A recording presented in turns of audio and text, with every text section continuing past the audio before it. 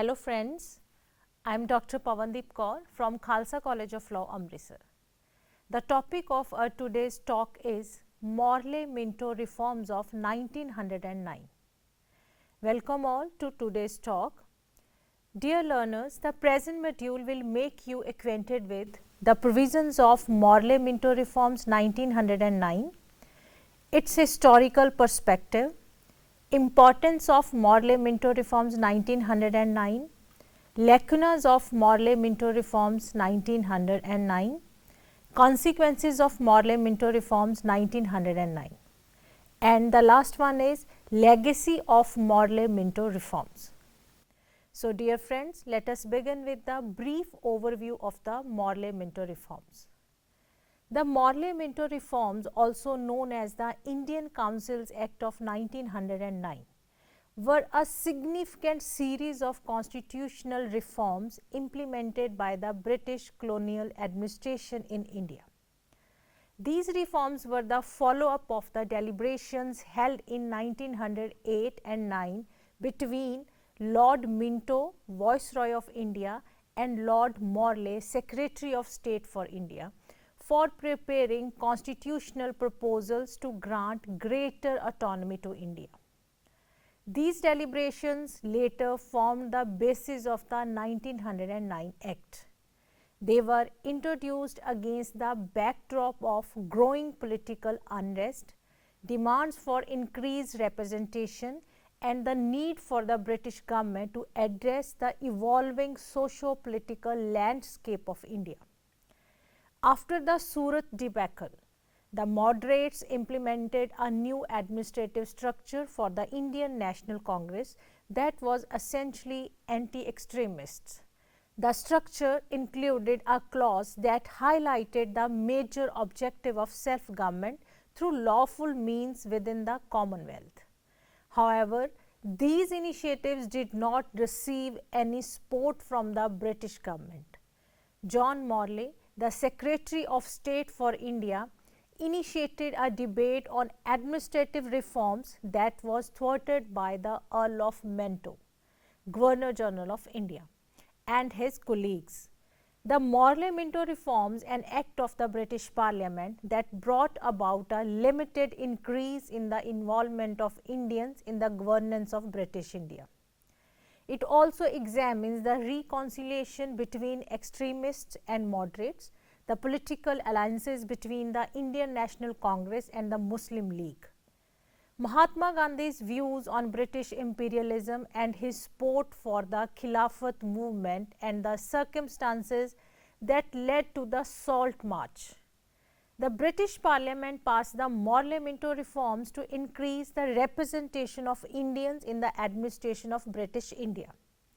In addition to updating the Indian Councils Act of 1861 and 1892, the Indian Councils Act of 1909 also introduced the idea of a separate electorate. The Morley-Minto Reforms, sometimes referred to as the Indian Council Act 1909, was created by John Morley, the Secretary of State for India from 1905 till 1910. The Indian Councils Act 1909 was a set of reforms devised by and named after the Viceroy Lord Minto and the Secretary of State for the India, John Morley. They both agreed that reforms were needed to appease both moderates and Muslims. They were preceded by two major events. This act amended the Indian Council Act of 1861 and 1892. Dear friends, in this module, we will discuss the Indian Council Act 1909, which is also known as Morley-Minto Reforms, which will be helpful for the learners. Dear learners, it is very important to know the objectives of Morley-Minto Reforms 1909. The Morley-Minto Reforms in 1909 had several key features and played a critical role in the history of India and its freedom struggle. The main objectives of the Morley-Minto reforms were to introduce increased communal representation and a separate electorate to the Indian politics. Friends, now I would like to discuss the historical perspective of Morley-Minto reforms 1909. In 1885, the Indian National Congress was founded at Gokuldas Tejpal Sanskrit College in Bombay, gathering a small group of colonial India's educated elite. One of their main grievances was the difficulties Indians faced when trying to enter the civil service and administrative roles. Queen Victoria had promised racial equality in the selection of civil servants for the Government of India in the Government of India Act of 1858. But in practice, Indians remained largely outside spheres of power. Examinations for the services were exclusively held in Great Britain and were open only to male applicants between the ages of 17 and 22. This was later changed to range of 17 to 19, 1878. British administrators' reluctance to accept Indians into civil service only further closed administration position to Indian. In the face of growing Indian demands, the Indian Council Act of 1892 introduced several reforms to the legislative councils in British India. It expanded the number of members in the central and provincial councils and permitted universities and other bodies in India to recommend and elect representatives. However, the government continued to approve many bills despite strong Indian opposition. Additionally, it did not give members control over the budget, as they were only allowed to debate it, not vote on it. Unhappy with such minor concessions, many Indian National Congress members blamed the lack of progress on the Congress' moderate strategy and agitated for a more assertive strategy against the British. After the Liberal Party's victory in the 1906 general election, Liberal philosopher John Morley became the Secretary of State for India. Morley strove to implement the equality of opportunity promised in 1892, but also wished to rally the moderates against a rising wave of radical nationalists and political terrorism. The Indian Council Act of 1892 did not achieve the realistic goals of the Congress Party, which is primarily why this act was passed. In 1905, Lord Curzon also carried out the division of Bengal. As a result, Bengal experienced a significant uprising. Following this, British emperors concluded that the Indian administration needed to be improved to address the issue. Additionally, Indian National Congress pushed for more reforms and Indian self-government. Congress leaders had previously been moderate, but as time went on, the number of radical leaders who sported more aggressive tactics began to rise. The Indian National Congress made its first claim for Home Rule in 1906.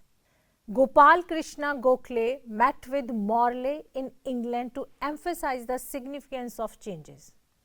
In October 1906, a prominent group of Muslim elites known as the Shimla Deputation, led by the Aga Khan, met with the Lord Minto and made demands for separate electorates for Muslims, as well as greater representation beyond their numerical strength.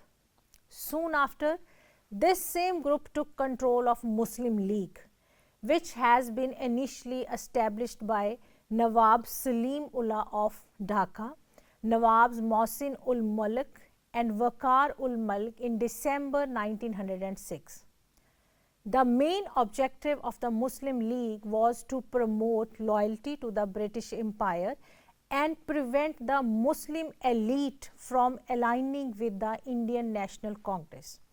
Both John Morley, the Liberal Secretary of State for India, and Lord Minto, the Conservative Viceroy of India, believed that addressing the unrest in Bengal alone was insufficient to stabilize British rule after the partition of Bengal by Lord Curzon.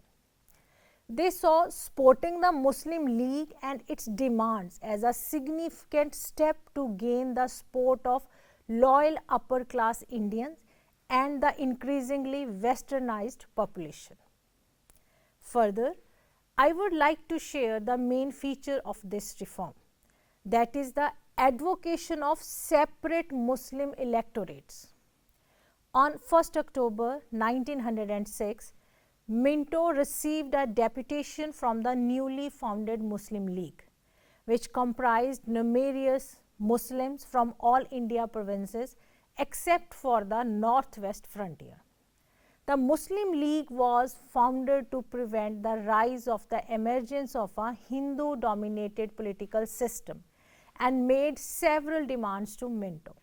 They argued that the special interest of Muslims must be maintained and pushed for the separate election of Muslims to the provincial councils and requiring the election of a sufficient number of Muslims to the Imperial Legislative Council to avoid reducing Muslims to an insignificant minority. Minto encouraged the foundation of the League as a rival organization to the Indian National Congress and promised the deputation that they would consider Muslim demands. Like the Muslim League, British administrators also sought to prevent the rise of an Indian majority in the legislature and persuaded Minto of the danger of Muslim discontent with British rule and that the League's demands were representative of most Indian Muslims' wishes. Morley expressed a desire for reconciliation between territorial representation and Muslim demands. But with the support of Herbert Risley, the Home Secretary, separate Muslim electorates were successfully implemented in the final plan. This sympathy for the Muslim League led to a false suspicion that the 1906 deputation had been invited by the Viceroy rather than simply received. Dear friends, let us have a look upon prominent provisions of the Morley-Minto Reforms. The Government of India Act of 1909 significantly increased the size of legislative councils both at central and provincial levels. It introduced the concept of non-official majority in the provincial legislative councils while retaining an official majority in the central legislative council.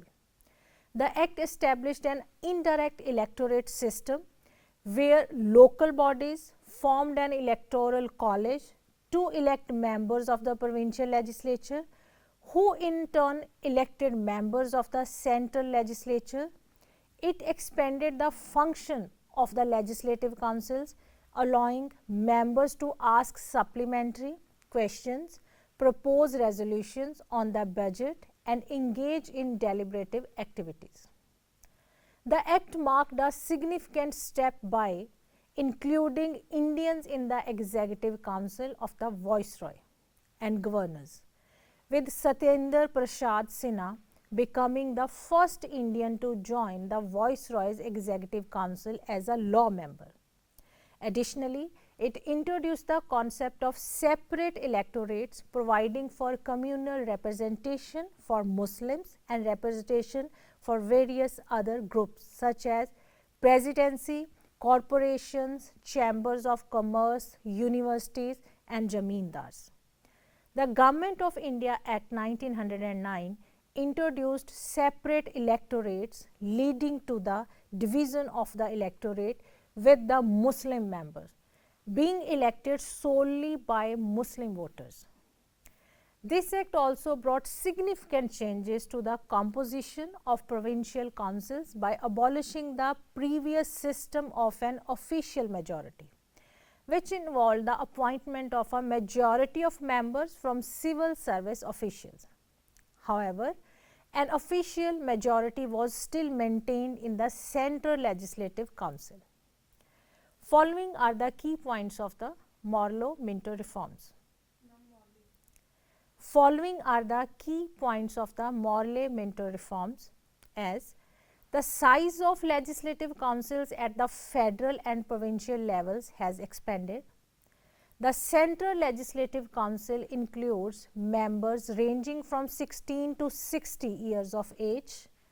The Legislative Councils of Bengal, Madras, Bombay and the United Provinces have 50 members each.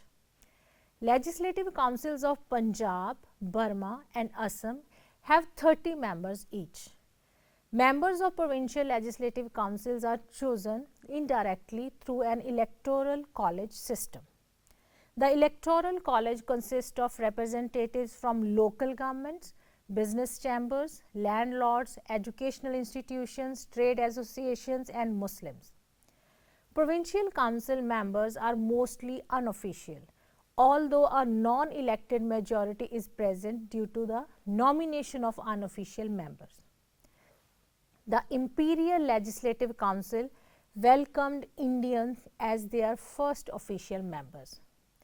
The Act introduced separate electorates and communal representation for Muslims. Only Muslims voter could elect Muslim members, leading to the legalization of communalism.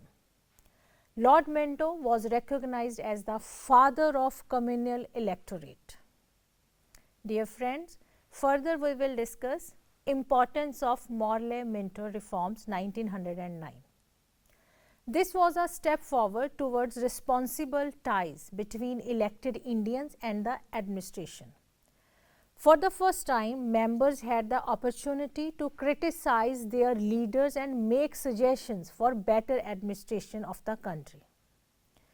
Dear learners, as we have discussed the importance of Morley-Minto reforms, there are few lacunas of Morley-Minto reforms. Let's have a look. Morley-Minto reform is one of the main games played by British to crack the unity of freedom movement. In 1905, partition of Bengal was a major event that already divided Hindus and Muslims. The Morley-Minto reforms separated the electorate for Hindus and Muslims with different representatives. Because of this political game, Hindu-Muslim unity was affected and the freedom movement was stopped, which ultimately delayed independence by 25 to 30 years. Lord Minto is also called the father of communal electorate. Another constituency was created to widen the gap between Muslims and Hindus. In Indian politics, this system has ushered in an era of shameless communism. While the council has grown in size, its functions and powers have not. Local councils had an informal majority, but the election of nominated members nullified the informal majority. So, the outcome was irrelevant. The law did not affect the governor or veto power. Members were able to discuss budgets but not make significant changes. They could ask questions, but they could not force leaders to act on resolutions that were like to recommendations to the government. The Morley-Minto reform diverted attention from the political and economic difficulties that affect all Indians, Hindus and Muslims alike. Hence, it is concluded that the Indian Council Act of 1909 was passed to persuade moderates and Muslims in the Indian National Assembly. They aimed to apply electorate principle to membership in India's imperial and local legislative councils. Further, consequences of Morley-Minto reforms 1909. Minto-Morley reforms occupy a special position in the long history of the Indian independence movement for following reasons. First one is, milestone of political development. The Morley-Minto reforms were not free from defects, such as fact that they did not provide for a process for electing representatives and that voting rights were squeezed, which increased dissatisfaction among the electorate. Also, the nominated members remained in the majority in the councils, which gave power to the British government and its nominated people. Despite the flaws, the Morley-Minto reforms introduced the system of elections in India, which resulted in creating political awareness among the Indian people. Further, separate electorate formalized. The acceptance of Muslims' demand for a separate electorate was the first major victory of the moderate Muslim elite of India, which enhanced their political importance and significance in the eyes of Hindus and the British. Henceforth, the movement for an independent state for the British India Muslims was to be led by the moderates and not by the militants. The demand for separate electorate paved the way for the Muslim struggle, which culminated in the formation of Pakistan in 1947. Further, communal representation. The introduction of a separate electorates marked a shift in Indian politics, setting a precedent for communal representation. This played a role in shaping the political landscape and dynamics in the years leading up to independence. Further, political education. The limited opportunity for participation in legislative councils promoted some Indian leaders to engage with formal political processes and learn the workings of the government, setting the stage for future political mobilization. Further, precursor to further reforms. The Morley-Minto reforms were a precursor to more significant constitutional changes, including the Government of India Act of 1919, which expanded the legislative councils and granted some degree of provincial autonomy. Dear friends, at the last but not the least, now we will discuss the legacy of Morley-Minto reforms. Genuine British desire for greater autonomy for India. Although British came to India as a colonial power, they always had view that one day they would have to leave it and wanted to leave a lasting legacy. One of the legacies they wanted to leave was the British form of representative government. Thus, soon after assuming direct rule, the British government began introducing piecemeal constitutional reforms. The time had come to increase the range of these reforms. Further, growing demands by Indian nationalists for greater autonomy. By the early 20th century, Indian nationalism and demands for self-governance were gaining momentum. The British government recognized the need to accommodate Indian aspirations while maintaining British control. The Indian National Congress and other political organizations had been pushing for political representation and participation in governance. The Muslim League formed in 1906 and also demanded safeguards of Muslim interests. Further, providing greater space to moderates. The introduction of the constitutional reforms of 1909 in India was significantly influenced by the lingering memory of the 1857 War of Independence, a historical event that had left a profound impact on British colonial rulers.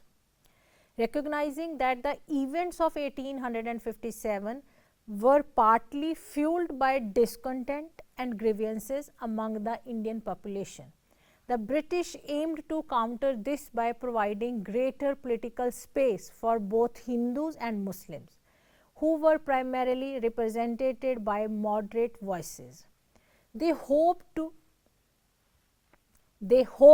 divert leadership away from more militant and radical elements and to channel the energies of Indian leaders towards peaceful and incremental changes within the framework of British rule.